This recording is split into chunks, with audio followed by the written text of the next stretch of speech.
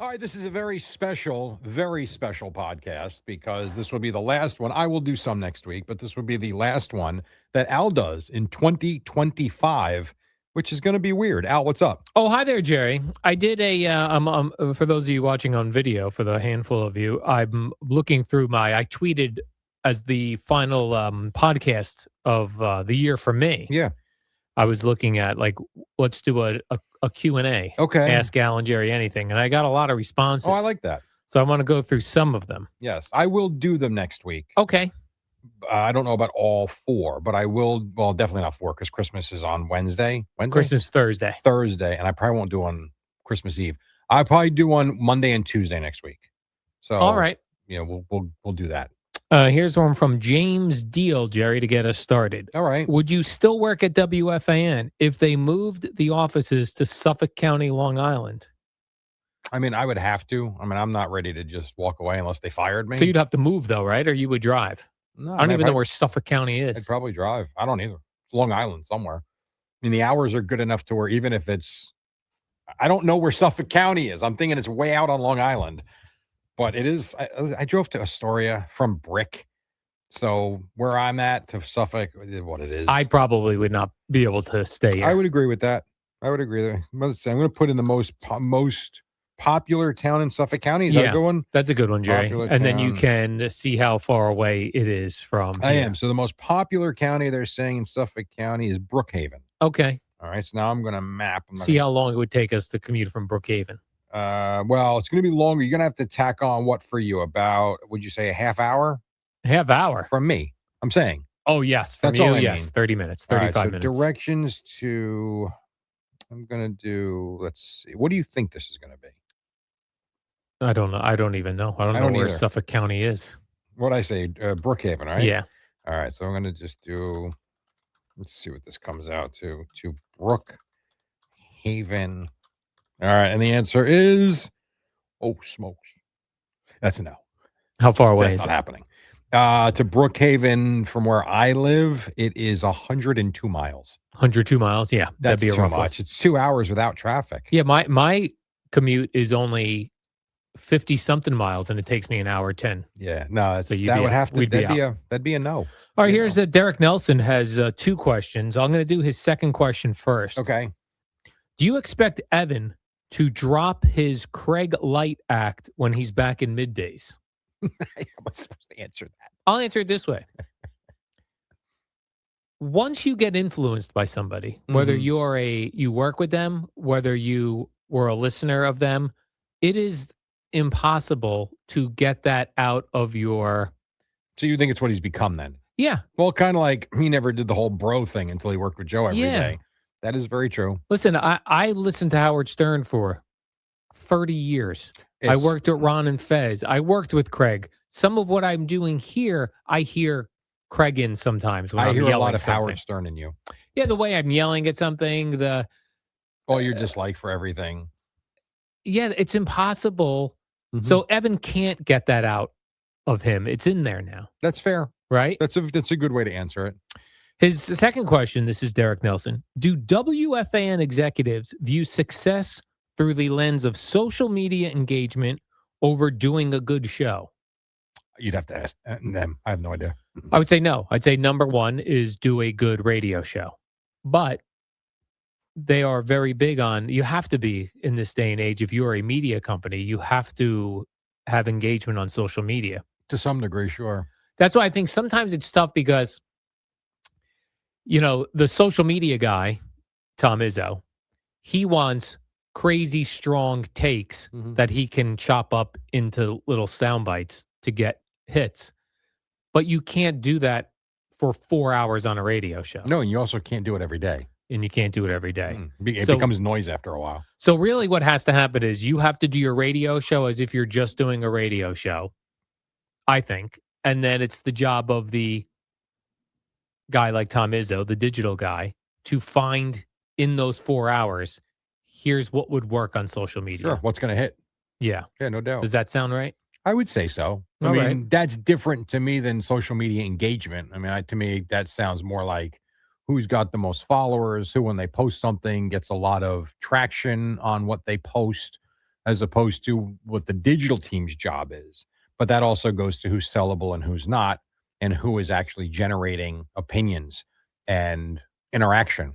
Yeah, I don't think the radio station cares if you and I are popular on our own social media platforms. They don't care if I'm popular on my Twitter account, Good. That's a good thing.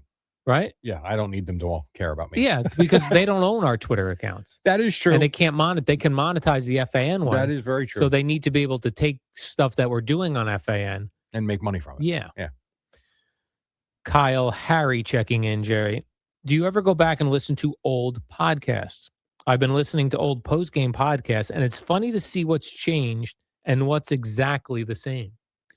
You sometimes go back and listen. Yeah. I haven't since the summer. I would say somewhere around June or July, I downloaded like 9 or 10 from our first month. Remember I came in, I told you how terrible I thought they were? Yes. Especially like the first 2 or 3 weeks of them. I thought they were really awful, actually. They were bad. And then there was where we kind of, I think, hit our groove with a lot of goofy stuff. And now it's almost more of a mature type of, I know we still do dumb stories, but I think it's more of a mature type of podcast. We're growing, Jerry. Well, I mean, yesterday's was about, right? Wasn't it about finances and cars? And, yes, those are things that, it's a little bit more of a mature take, I think. Mm-hmm. But yeah, I do listen to old ones from time to time. I'd love to know what he says has changed, like what his take would be on what's so different and what remains the same. Well, that's a good one. I would love to know what he would have said. Maybe he'll hear this and respond to Yeah, us. and you can, and I'm not, this is well known, you can DM Al your answer because he will see it. I will see it. Yeah. AB asks, Antonio Brown checking in? Different AB. Oh. After Eddie Scazzeri retires, do you think he will occasionally stop by / fill in? No. Similar to Minko? Nope. I don't think we'll ever hear from him again. I don't either. A text from time to time. That's it. He is not coming to fill in. He is not. No. Once he's done. And even Minko doesn't anymore, he's done. Really. I mean, there's been a couple of times where he's been called to see if he wanted to do it for nostalgia reasons, but Minko's not calling up looking for shifts. No. He's not. He's moved on. And Eddie is, once Eddie's gone, Eddie's gone. Yeah, I agree with that.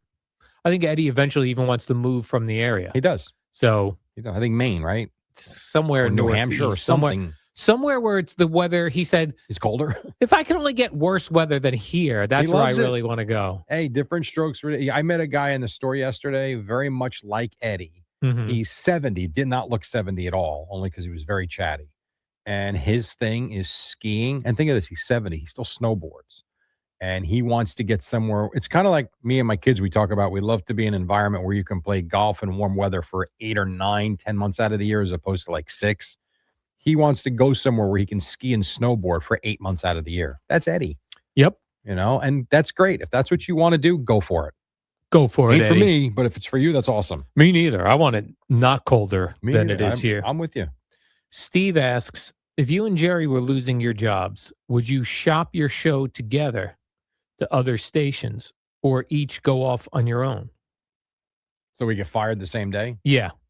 I would love to do something more than the hour. I've said that to you before. I don't know where that is, though. Exactly. Shop it where? I don't know. You'd probably have to shop it as a podcast. Yeah, to a podcast company. Yeah, and I think we would be able to say we've been doing this for 11 years. Yep. Versus I just started this podcast, or we were doing a radio show, now we'll make it a podcast. I do think that could be valuable to somebody, but who knows? The problem to me would be, and you tell me if you agree or not. Yes. I think while we have got a great core of listeners, and we do, so everybody out there that listens pretty consistent, and we appreciate all of you. It hasn't grown. Right. It just leveled off at a number that I don't think would be very attractive to a podcast company. Just my opinion. Yeah. Now, they might have a vision, had they heard us and they liked us, to where they can market us differently. Right. We do no marketing. We do no publicity at all. So that could be part of it. I don't know if I was the podcast company, I think my first thing was, wow, you guys been doing this 10 years? What are your numbers? No, I want to know your listening numbers. Those are them. Yeah, get out. Get out, loser. Waste my time with this meeting. But there's also value in the 10 years and the core of listeners we have. Yeah.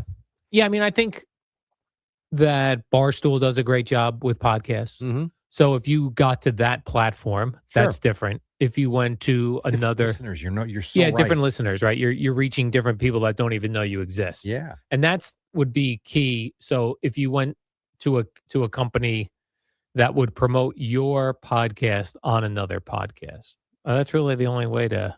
And this company tries to do that in putting this podcast in other people's feed, right? Yeah, I don't like that. I know I don't like it either as a listener Like to the thing G podcasts. said the other day bothered me. Yeah, that they took our podcast and put it in the Boomer and Geo feed as a way to expose the Boomer and Geo people to us. Man, if you ain't been exposed to us over the last 18 years, what are we doing? Yeah. Like, I get it, but that seems like a bait and switch to me. What it is it gets, because of all the podcasts that I listen to, the only one that does that where they put other podcasts in their feed is Bill Maher. Okay. But he owns this podcast company and gave other people podcasts. So he's dropping their podcast, and it doesn't happen a lot. Okay. But it happens occasionally. Fair enough. I don't like it as someone who consumes podcasts, but I do think it is one way to market a podcast to people. You sold me. Tom Brucato asks, what current band or singer is someone you are still interested taking the time and spending the money on to see in concert? Good question. You can answer first. I gotta think about that. I would still say for me, Bruce Springsteen is still somebody who's worth, I know I'm going to get a Great full show. effort, great show. Yeah. I think going old man here, I still think John Mellencamp for me is somebody that I would pay good money to go see because he's got a lot of great songs, and I think he still gives a really good effort. Okay. I've seen Bush twice. That's going to be a drop, Eddie. They are really good. And both times I saw them, the show was phenomenal. I've never seen Gavin Rossdale do a solo show, and I know he's done that, but the band I've seen twice, really good. I would have no problem paying for that. Ironically enough, Linkin Park is my favorite band. The Chili Peppers, 1A. I've never seen Linkin Park, and every time I watch them on YouTube, the shows get better and better, especially with this new singer. I think she's awesome. Chili Peppers I've seen 4 or 5 times. I would pay to see them because that energy, even though they're like almost 60 now, they are still running around the stage. So I would say those guys. Have fun with that, Eddie. I think there's also there are some venues that are less expensive to go to. True. Stone Pony by me, the Wonder Bar, the place in Red Bank, Count Basie. Yep. That I would pay money to go see people that I might not pay huge money to go see because it's in a venue I like and it's more reasonably priced. Sure. I could see that. Yeah. And plus you like that place in Eatontown. The Monmouth College, Monmouth University there, the Pollock Theater. Yep. There you go. All right, let's see. This one we get a lot. This is this name is going to be, I'm going to not do a great job with it. Dionysios Zervos. Okay. Best piece of advice you would give someone who wants to work in sports or play-by-play. I'm kind of stuck between choosing television production and actually being a talent. You would answer this one good, Jerry. I can't. Jerry, who wants to be how do you get into the play-by-play? I have a 21-year-old son who's trying to get into is contemplating trying to do this for a living. And I tell you what I tell him. The business is rapidly changing. If I was going to tell someone that wanted to get into the sports or sports media world now, I think I would tell them to start trying to get a job with a team or a league, more so than a radio station or a newspaper, which are going by the boards. The YouTube thing is interesting, but I don't even know how you get an audience anymore. In terms of play-by-play, I mean, we talk about it all. So here's a good example. If you notice this, when we were watching the Bucks documentary, did you notice some of the play-by-play announcers from the 90s? Yeah. They're all still there. These are so like a young Kevin Harlan was calling Bucks games in the mid 90s, which blew me away. I didn't realize he's been doing it so long. Obviously Summerall Madden we heard of. There was also the other guy from Oh my God, he just retired. And I'm blanking out on his name. But point is, he just retired. Yeah. Like these jobs are so much fun. You got to kick us out. Like I've been doing it for 10 years Columbia. This is 10 years Rutgers. 20 years I've been doing play by play. Compass Media Networks has been the last 15 of my life. And they're going to have to fire me. Like they pay me to call NFL games. Why would I give that up? Yeah. So they're hard jobs to get. And I would tell you, meet a lot of people, because if you don't and you don't know someone, it's really hard to break through. Yeah, I think the only thing I would tell people now is, and you have to have a few years where you can do this for free, is if I was starting today and I wanted to be in sports, I would do a YouTube show, making it very specific. A niche show. Like I'm going to be the Knicks guy. Yeah. Or I'm going to be New York sports guy. So just the New York things. And you got to outlast everybody. You got to outlast everybody, and you have to do it all the time, even though no one's watching, and hope that one of them pops, and then you get another one to pop. But you have to, and listen, you and I have these jobs now because we outlasted people that couldn't afford to make the money we were making. Right? So somewhere I was along, making 20 grand when I started. And your friends were probably making not 20 grand. 70, 80, 90,000. Right. Sure. Oh, yeah. So there were people along the way that you worked with that dropped out because the money was so terrible. That's true. And outlasting and hanging in there in hopes that you get a break, and we each did. That's part of it. A lot of people drop out because their life circumstances are such that they can't hang in there making 20 grand. It's true. It's very true. And you got to get lucky. If Joni Chin doesn't leave the Mike and the Mad Dog show, which no one expected, I don't join that show, therefore be around the newsroom when they needed an overnight weekend sports anchor, when I just happened to be there. And I mentioned Eric Spitz. I was doing some sports anchoring at 106.3, believe it or not.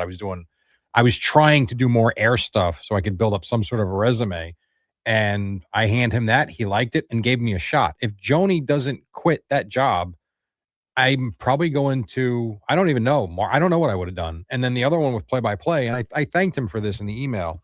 So Rich Ackerman worked his last shift here last night and sent me, which I showed Al, a really nice email about the last 28 years I've known him. And I thought one of the things I replied with was, Rich Ackerman is the reason why I got into play-by-play, because there was an opportunity at Columbia that they wanted him for, and he couldn't do it. And he recommended me. And I, at that point, had only done basketball, and it was a football and basketball job. And I told Rich, thanks, but I've never done football. And he was the one that pushed me and said, if you can do basketball, you can do football. Just take the meeting. Took the meeting, and Barry and Alex, the guys at Columbia, we hit it off. And if not for Rich, A, suggesting me, B, pushing me, so you need to meet people, and you got to be in the right place at the right time sometimes. Yeah, a lot of things have to happen. For sure. A lot of things. Yeah. Go Low checks in. Why are there so few Geo drops?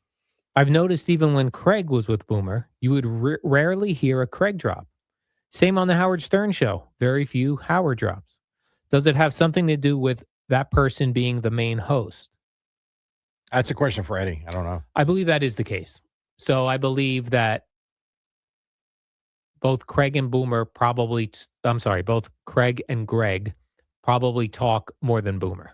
Oh, for right? sure. Okay. Those two guys also are guys that will poke fun of themselves, right? So they'll say ridiculous things. In the beginning, it was funny because Boomer was Boomer. And it was funny to hear Boomer say, I have swollen testicles. That's funny. If Craig or Greg said, I have swollen testicles, okay. It's not as funny because, of course, they're just saying, they say lots of crazy, funny things. But Boomer didn't, right? So I think that's why the Boomer drops are fun. Just like on Howard, it's the Robin drops. Robin saying ridiculous things, and then I think Eddie also takes things. So for you, all your drops have to do with your philosophy of everybody sucks, everyone's dying, right? So you're he's categorized you. True. So that's where your drops fit in. I'm categorized as hating everything. or my penis, my too. this, That too. those things. So, I think that's why. All right, that's fair. It's also I think it's difficult as a listener, and this was one thing that I know what you're going to say, and I agree with you. we got. Yeah. So I noticed it a lot listening to the afternoon show with Tommy on the things. If Gio is talking a lot or Boomer is talking a lot, and you play one of their drops, it's very hard and confusing to know whether it's a drop or they're saying it. And sometimes it doesn't make sense. It happened to me here with our show. I was washing my hands in the bathroom a couple of days ago. There was a drop of Boomer while Boomer was talking. Yeah. And I honestly had no idea if that was real or not real.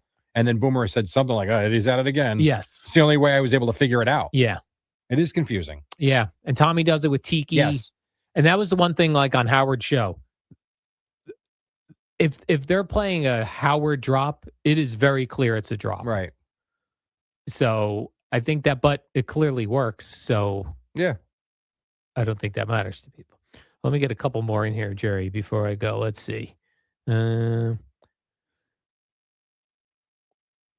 Craig Carton sent a bunch in.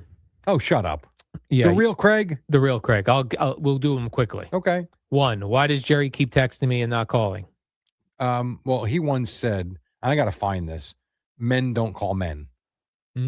That was something on the show. That was said. He did say. Okay. 2, I don't like phone calls.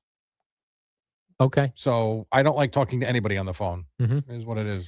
Why does your show talk so much golf when you are all no good at it? Well, no one's any good at it except the pros. Is Jerry the reason Rutgers stinks? What is this? What are the cool games for this weekend? Well, we do that tomorrow. We haven't looked yet. Does Whimsy like peanut butter? I think all dogs like peanut butter. Do you put it on your penis? Do you ever talk to yourself out loud? Not really. No, I don't. Do you? You're not answering any of these. Why don't you carpool to work together anymore? I offered that. Yeah, I have to But get you home gotta with get to the dog. And does Boomer know either of your middle names? No chance. Yeah, no chance. No chance. No way. Does he? No. Exactly. I don't know your middle name. Well, hint, I don't have one. Oh, you don't have one? Nope. And then one more, because this guy asked, and he's very muscular, Jerry. And then I asked for a clarification, and he gave it to me.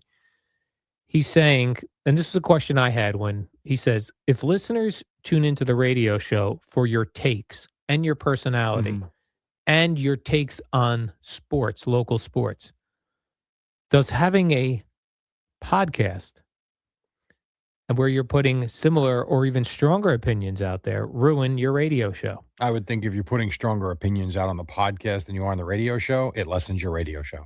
I asked for specifics, and he said, for example, the Rico Bronya podcast. I feel like the Rico Bronya one is immediate reaction, right? A lot of times. A lot of times, yes. He will give a reaction in the car, leaving a game, right after a game, yes. And then other times, it's a more in-depth discussion. Because here's the and I did think it was weird when Evan first had a Mets podcast. It didn't make sense to me. It makes sense to me now. Yeah, well, it's working. Yeah, and it makes sense to have a podcast, a successful podcast, and he has a successful podcast. Yes. We're in an area with 2 teams in every sport. Yep. Evan, when you talk about the Mets for an hour straight, a lot turns people off. Yeah, a lot of Yankee fans don't care. If you have a Mets podcast, you can talk all about the Mets. Just like if Evan did a Nets podcast. Yeah. He would have people that really love the Nets. You'd be surprised. There's a net podcast that just, I think they stopped about 6 months ago, but it actually had listeners. Not 10, like thousands of people would listen to it. Yeah. Because it was the only place you could really go for Nets basketball. And we said, we were on a promo here. Hey, we call to talk about the Nets. Really? No one's picking up that phone. If someone called me, we're not talking about the Nets. Right. But if you did a podcast on them, you'd get all your net reaction and conversation. Absolutely. So I'm going to be doing, is this a good time to announce that I'll be doing the Jason Kidd podcast starting in January? Wouldn't you have to pick a more ridiculous player? I suppose I could pick a more ridiculous player. I mean, in order to name your podcast after. Yeah, the Kerry Kittles. Not that he was a good player. Wasn't a you need like player. You need Sean like Bradley. a Rico Bronya type Yeah. player. Oh, so right. So I got to pick a net Yeah. that's got to be from like the 70s or 80s. Yeah, who wasn't very good, but people knew him, or Yeah. you still know him. That's a good idea. All right, Jerry, let's do the warm-up show. We'll be back here tomorrow on a Friday The Lucius Harris podcast. Yes. That I like. I like it. By the way, for the podcast listeners, yes, happy holidays. happy holidays. And yes. I will see you on the other side when I complete about 14 straight days of work. All right, then, podcast people. See you.